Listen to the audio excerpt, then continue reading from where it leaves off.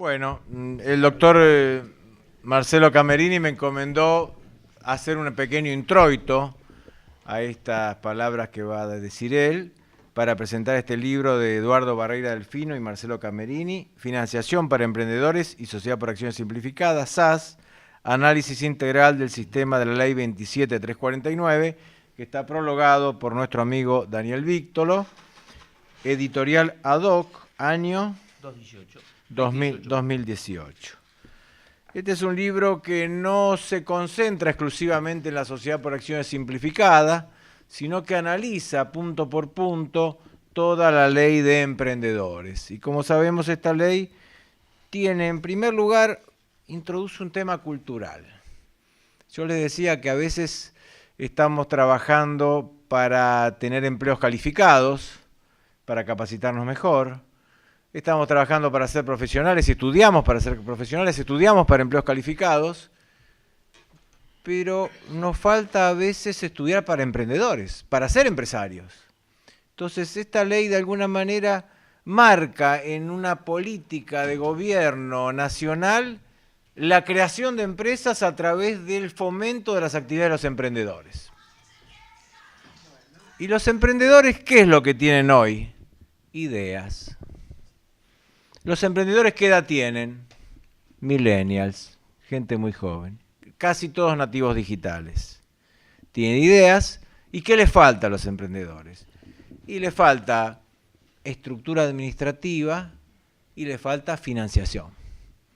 Entonces esta ley lo que quiere es apoyar a los emprendedores, en realidad no los define, queda después todo muy amplio, ¿no? Quizá con un criterio sano de decir, bueno, todo lo bicho que camine voy a considerarlo emprendedor. Y entonces esta ley, yo digo, rompe una matriz de estudio y capacitación para el trabajo en relación de dependencia, de estudio y capacitación para el trabajo independiente, y ahora dice, quiero fomentar que haya nuevas empresas y entonces quiero fomentar a los emprendedores. Es muy interesante esto. Tiene aspectos socioeconómicos, bueno, hay una introducción del problema socioeconómico nacional, la cuestión impositiva, luego tratan el Fondo Fiduciario para el Desarrollo de Capital Emprendedor, que de alguna manera es una herramienta importante, se trabaja mucho el financiamiento colectivo o crowdfunding, del que ya hablamos algo hoy, luego se presenta el nuevo tipo societario, que es la sociedad por acciones simplificada, con sus distintas alternativas. Yo quería también decir de la SAS algunas cuestiones. La SAS es disruptiva en el sistema societario, porque la SAS, la Sociedad por Acciones Simplificada, aparece en una ley que no es la ley de sociedades y a la que no se les va a aplicar la ley de sociedades, sino las normas de la SAS. Y en caso de silencio, las normas de la ley de sociedad se van a aplicar solo en cuanto sean compatibles con las normas y con los principios de la SAS. Entonces, es una ley para mí muy interesante en lo disruptivo. Y yo decía, bueno, esta ley tiene como tres cosas muy importantes que de alguna manera rompe o la caracterizan, ¿no? Sigue un proceso de simplificación de las sociedades comerciales. Y fijémonos el carácter revolucionario. Primero, privatiza el derecho de sociedades. Ya saca a las sociedades de la esfera del interés público. Y sino que las manda a la esfera del interés privado y saca a estas sociedades simplificadas por acciones simplificadas de la esfera de la Inspección General de Justicia. Ya no va a haber un control mayor por la IGJ, sino el mero control de legalidad del Registro Público de Comercio cuando inscriba cada acto. Esto es muy revolucionario. Segundo, es una ley que busca desjudicializar. La judicialización del conflicto societario destruye. Destruye a las familias, es una familia, destruye la empresa. Ya la primera carta documento tiene un gran valor. Pero ¿qué pasa con el conflicto societario? Una cosa lleva a la otra, una acción lleva a la otra. Me demanda mi hermano y cuando contesto no voy a decir lo mejor de mi hermano, sino todo lo peor.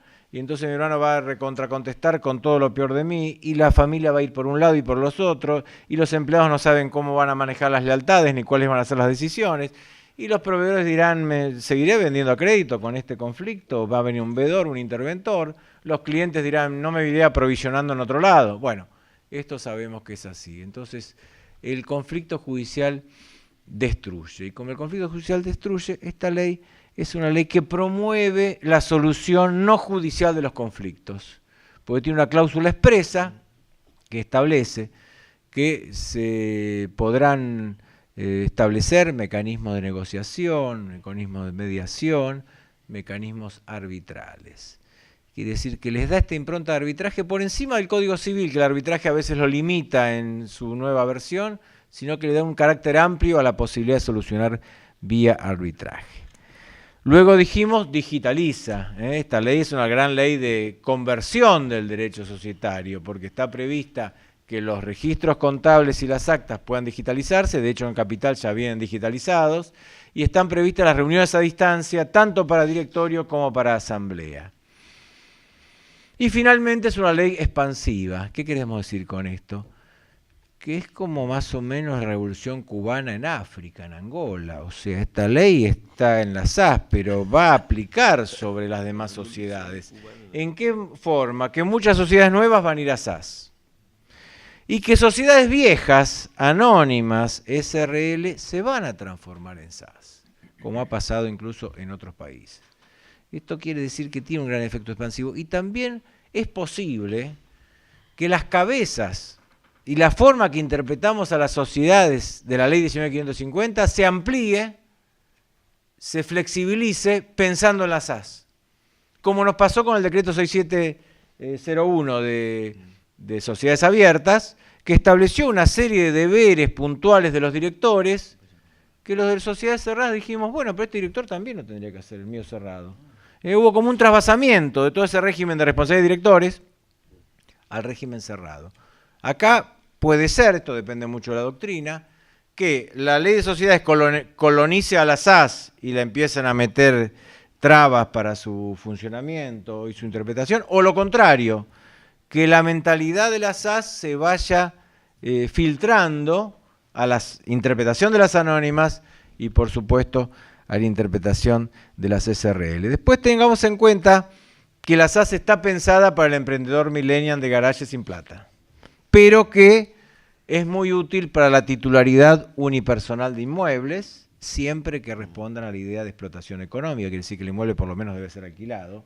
Si el inmueble fuera el propio donde vivo y hago una SAS para tenerlo, me van a escribir, pero sería una personalidad desestimable, porque la SAS es una sociedad y el objeto debe ser empresarial.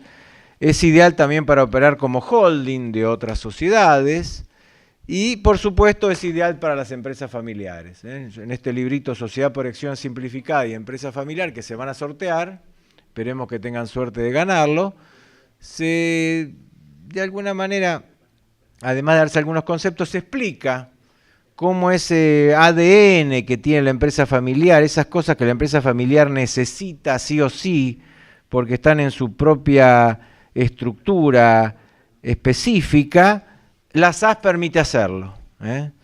Por ejemplo, supongamos, a ver si encontramos la página, el ADN de la SAS. Primero, férreo control del elenco de socios, a una empresa familiar, perdón. No me entra nadie, ni me sale nadie, ni se me cambian las participaciones entre los primos. Acá hay como una regla que esto es así, tantos hermanas, tanta y esto no se toca nada. Y a esto el régimen societario de la ley de sociedades es contrario, porque dice no se puede prohibir la transferencia de acciones. Se puede limitar, pero no prohibir. Y en cambio, el régimen de la SAS me dice, usted puede prohibir la transferencia de las acciones por X tiempo. Entonces ya recibo de alguna manera este dato del ADN. Que los conflictos no se judicialicen, lo dijimos, es fundamental en toda empresa familiar para que pueda funcionar. Acá nos permite un sistema de mediación, negociación, arbitraje. El arbitraje es someterlo a un tercero, pero el arbitraje puede ser pactado confidencial, es más barato y no es expansivo. Incluso los procesos judiciales trascienden a terceros, porque la gente se entera, aunque el expediente uno pida reservado, los empleados, si es en una ciudad chica y son gente muy importante, se enteran todas las miserias familiares están ahí. Eso con un arbitraje no pasa. Y luego mantener la unidad de la gestión. Esta empresa la gestiona fulano. se gestiona de esta forma. En una sociedad común, cualquier mayoría en cualquier momento echa a los directores, echa a los administradores, y cambian mayorías, cambian las cosas. Bueno, nosotros a través de una SAS podemos establecer mecanismos de continuidad de la unidad de la gestión. Y finalmente, toda empresa familiar tiene acuerdos, tiene pactos, expresos o implícitos, de cómo son las retribuciones, de cómo son los dividendos, de qué trabajo hace cada uno, de cuándo se reúnen, de cómo se toman las decisiones. Cuando vamos a un pleito, vemos que es una anónima SRL y decimos, no, bueno, esto no vale, usted debe proceder según la ley, porque no nos olvidemos que para la ley de sociedades, el socio es un inversor. Y si el socio es un inversor, tenemos que proteger la inversión. Entonces, aunque le hayamos regalado las acciones al nene, el nene puede pedir la remoción de papá que le regaló las acciones porque el nene es un inversor. ¿Por qué? Porque tiene acciones. Máquina domina hombre.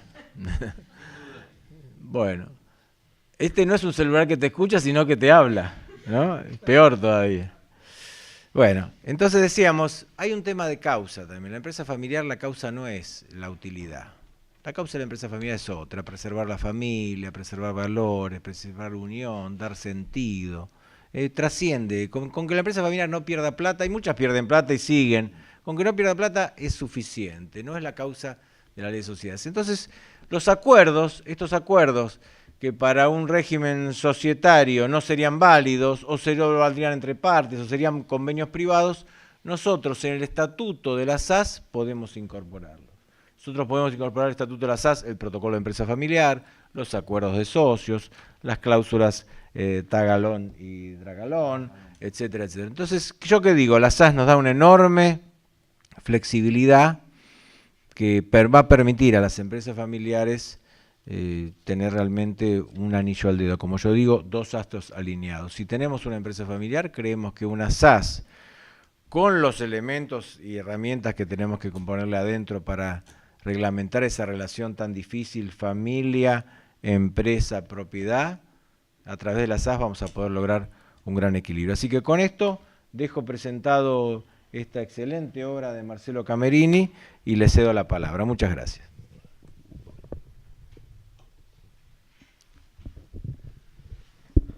Queríamos decir, como compañeros y amigos de Marcelo, del doctor Camerini, que él es prolífico autor, joven, tiene más de 6, 7 libros ya, Mercado de Capitales, Transparencia del Mercado de Capitales, Títulos, Valores, el nuevo libro de la SAS, siempre actual y últimamente en conjunto y asociado al doctor Barrera Delfino, ¿no?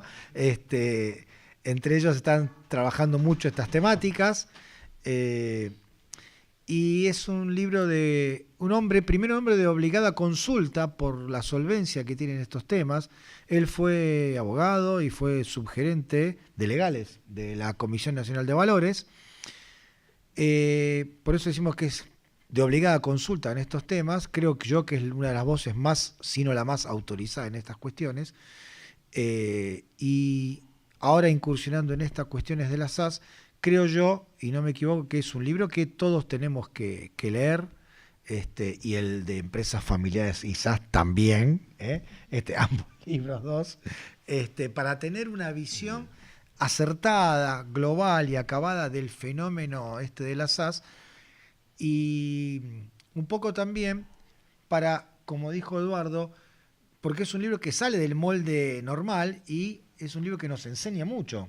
Y tenemos que aprender también en la Argentina a ser empresarios, ¿no? Y me parece que para nosotros, y transmitir a nuestros clientes los valores que la ley y ellos han sabido interpretar en el libro, es importante. Así que me parece que esto va a ser, ya es un éxito total, y esperemos que siga haciéndolo. Le paso al doctor Buceto. Bueno,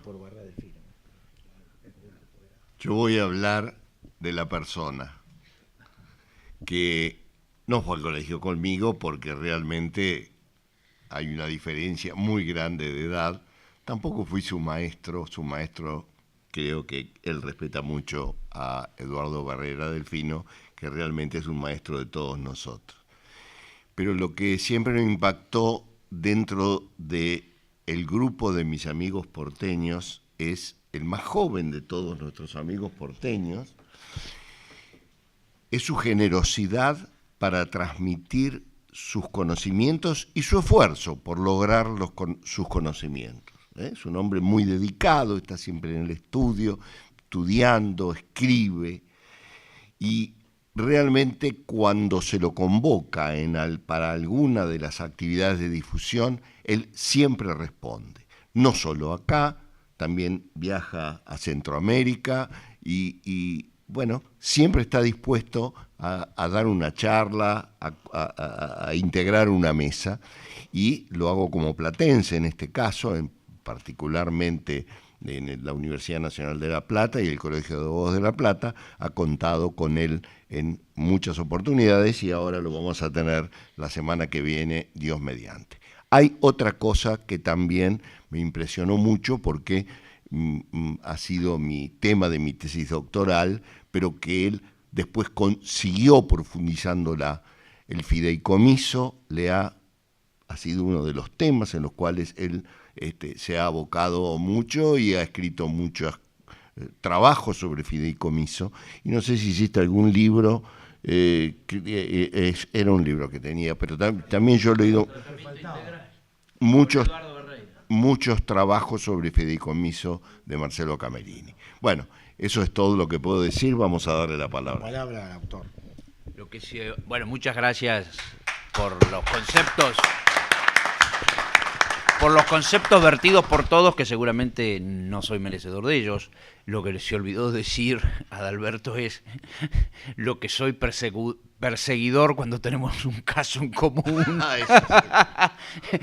y me corrijo, ¿no es cierto?, de algunas ideas de un día para el otro, porque tengo esa costumbre de autocorregirme, porque siempre trato de acomodarla un poco mejor de un día para el otro. Después ya cuando las largo, ya sea lo que sea, ya camina.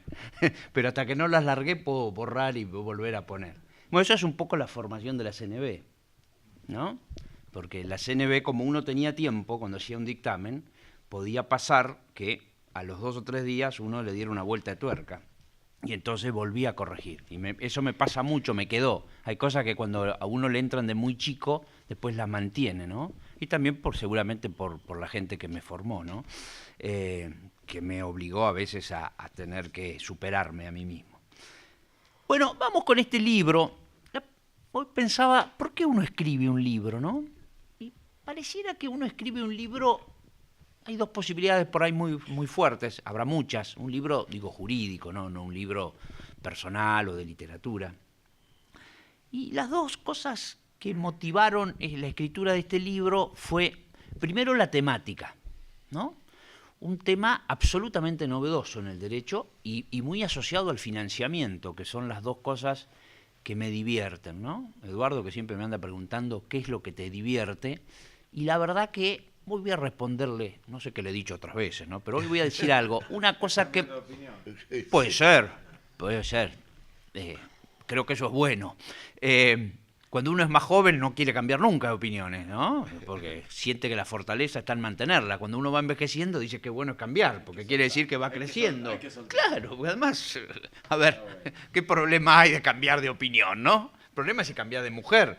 Y el punto de vista, el problema es patrimonial, no es de otra naturaleza, porque yo nunca vi a alguno que cambió de mujer y se casó con una más vieja, siempre se casan con más jóvenes, así que el problema es patrimonial. Bueno, dicho estas chistes para divertirse, no, pero la mayoría se cambia por más joven, puede ser. Digo, ¿por qué uno escribe? ¿Por qué escribo? ¿Qué es lo que me divierte en escribir en estas cosas? Las cosas nuevas, ¿no? Me parece que hay si bien hay muchas lagunas en las cosas viejas, hoy lo vimos en este seminario, ¿no?, en este congreso, pero también me parece que hay toda una revolución que se nos está viniendo encima, con lo cual tenemos para escribir un montón de cosas totalmente creativas, innovativas, donde está todo por hacerse, con lo cual la opinión de uno puede ser útil. Entonces, en esta ley se plasmaba en la legislación argentina una cantidad de institutos excelentemente nuevos, y yo acá hice un punteo, que ahora lo vamos a charlar, para que vean el cambio conceptual de algunas cosas o la incorporación de conceptos que los que nos formamos hace 20, 30 años, y mucho más los que se formaron hace 50, no tienen la más mínima idea. Pero lo peor del caso es que esto ya estaba incorporado en muchas partes del mundo. Nosotros estamos trayendo esto que ya estaba, pero no en los países centrales, occidentales. Esto estaba ya incorporado en la legislación, ¿no es cierto?, mexicana, en la legislación colombiana, en la legislación chilena. Es decir, estábamos muy atrasados. Ese es un primer tema de por qué uno escribe. Y el segundo tema por qué uno escribe es porque habitualmente ve que lo que se ha escrito sobre ese tema, habitualmente, no es todo lo que uno cree que se debe escribir o no comparte todo. Y la verdad que los libros que se habían escrito hasta este libro, que creo que hasta ahora es el único, seguramente vendrá otro a superarnos, se había escrito sobre la parte del derecho societario. Y la verdad que la ley tiene 5/5. 1/5 es el derecho societario, como bien lo señaló Eduardo, el concepto de la nueva ley de sociedades anónimas simplificadas, SAS. Yo, la verdad que lo que él dijo no agregaría nada porque lo comparto todo. No tenemos ningún punto en disidencia. Creo que desde el primer momento pensamos lo mismo y para dejar ya plasmada mi opinión en esto, yo creo como él que esta introducción, este caballo de Troya en la legislación societaria que es la SAS, viene a modificar la Ley General de Sociedades. Sé que hay un proyecto que está trabajando Calcaterra y otras personas más en una comisión, no sé lo que están haciendo, pero yo entiendo que viene una modificación, porque evidentemente la ley del 82, ¿no? 82, 83, ya no me acuerdo, la reforma. 72, sí, 72, 83, pero la reforma básicamente ya está en algunos aspectos, ¿no es cierto?, un poco desactualizada. Ahora bien, ¿cuáles son los nuevos conceptos que se incorporan en nuestra vida? El primer concepto que se incorpora en nuestra vida es el concepto de emprendedor. Si yo le pregunto a más de uno de acá qué es ser emprendedor, no sé si me lo sabría definir. Y emprendedor es simplemente aquella persona que tiene una idea. Nada más. Tiene una idea y tiene 3 cosas en su mochila que quiere superar. Primero, no quiere tener jefe. Segundo, busca una realización personal superior a la que tiene, porque la que tiene no le conforma. Y quiere que ese cambio de realización personal le mejore su situación personal y patrimonial. Y tiene una idea que cree que va a ser absolutamente novedosa, exitosa, y que va a dar de qué hablar, y que va a ganar mucho dinero. Y entonces ese emprendedor dice: pero yo no quiero solo a título personal empezar con este desarrollo. Yo quiero una estructura legal, porque sabe que la idea puede ser revolucionaria, puede ser etiqueta negra, de Álvarez Castillo, pero también puede ser, qué sé yo, PPP, que nunca levantó vuelo y que generó un conjunto de deudas que ahora lo andan buscando en la ciudad para que sus acreedores, para que pague, y él no tiene plata. Entonces dice: yo necesito una personalidad jurídica, yo necesito algo que limite el riesgo de esto, porque ser emprendedor es muy riesgoso. El 80% de los emprendedores no llegan al primer año de vida. Entonces nace la famosa definición de las startups. Cuando vamos al diccionario y buscamos qué quiere decir startup, tiene 2 acepciones en el lenguaje anglosajón: iniciar y subir, hacer y crecer.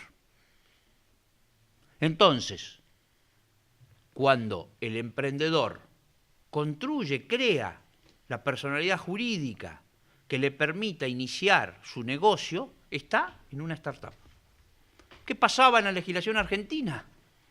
Que tenía que ir a un abogado, el abogado le decía: te voy a hacer un estatuto, yo te voy a cobrar esto, pero mira que la parte impositiva tenés que ir a verla al contador. El contador le decía: yo te voy a organizar tus presentaciones iniciales, pero no te puedo garantizar ni lo que la FIP va a tardar para darte la quit, ni mucho menos que el banco te abra una cuenta. ¿Y pero qué hago si no tengo la quit? ¿Y si no me abren la cuenta? Hoy sin bancarización es un problema.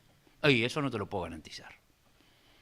Entonces, esta ley vino a solucionar esto. Primero, porque tiene un costo mínimo de implementación. Segundo, porque los registros públicos de comercio tienen estatuto tipo, con lo cual el emprendedor, si quiere, ni consulta al abogado. Lo hace directamente y electrónicamente. Tiene un costo mínimo de 5.000 pesos. Tiene un capital inicial bajísimo. Exactamente, 3 salarios mínimos y vitales inmóviles. Y inmediatamente, en 24 horas, si hace el sistema electrónico previsto por los registros, no porque también puede hacer uno a medida, pero dejemos esa situación, tiene la quit y la cuenta corriente. Podrá demorar 4 o 5 días más la cuenta corriente, veremos. Sé que hay diferencias entre un banco privado y un banco público, no importa. Pero en muy pocos días obtiene las herramientas para poder hacer funcionar esa idea que tiene en la cabeza. Y acá vienen algunos conceptos que hasta esta ley los teníamos para nuestro tiempo libre. Ah, doctor, ¿qué está diciendo? Sí, invernadero, capital semilla. ¿Qué es esto? ¿Invernadero? ¿Qué es el invernadero? Invernadero era cuando mi mamá me mandaba a buscar los plantines en la primavera, porque en el parque de casa había que plantar, porque si la helada los había, como este año, los había ahogado a todos. ¿Invernadero qué son? Invernaderos son organizaciones jurídicas económicas creadas por particulares, por terceros, empresas, que lo que hacen es tutelar esta startup. ¿Por qué? Y porque le ven potencialidad. ¿Y qué es el capital semilla? Capital semilla son fuentes de financiamiento para el desarrollo del proyecto. Por supuesto que tienen fin de lucro. Si va bien, ganan plata. Pero fíjense los conceptos que se incorporan. Nunca charlados en muchísimos lados. Ni siquiera por ahí en esta universidad ni en este consejo profesional. Y ahí nace las famosas plataformas de financiamiento llamadas crowdfunding. Funding, crédito, crowd, multitud. ¿Qué son? Multitud de aportantes de pequeñas sumas. Imagínense una plataforma que junte 1 millón de personas a $1, junta 1 millón de pesos. Si es de dólares, $1 millón. Y esos fondos destinados a el desarrollo, ¿no es cierto?, de estas startups. Esas plataformas han sido reguladas ya para lo que es la emisión de títulos valores por la Comisión Nacional de Valores, al que le interesa, resolución 717. Básicamente ahí lo que más hay que mirar, lo que va a haber que mirar es el tema del lavado de dinero, para mi visión.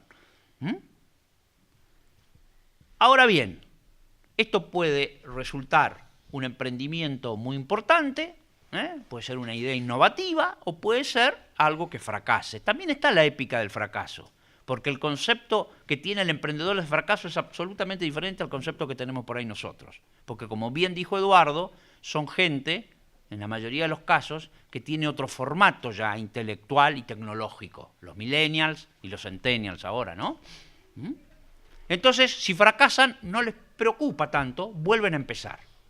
Entonces, cuando investigué un poco sobre los fracasos, porque esa parte del libro, escribimos a 4 manos el libro, ¿no? Les voy a contar una intimidad, nos dividimos los temas y uno escribía sobre el tema y el otro después pulía y discutía. Pero a mí me tocó estudiar un poco el tema de los fracasos, fue un tema que me interesaba.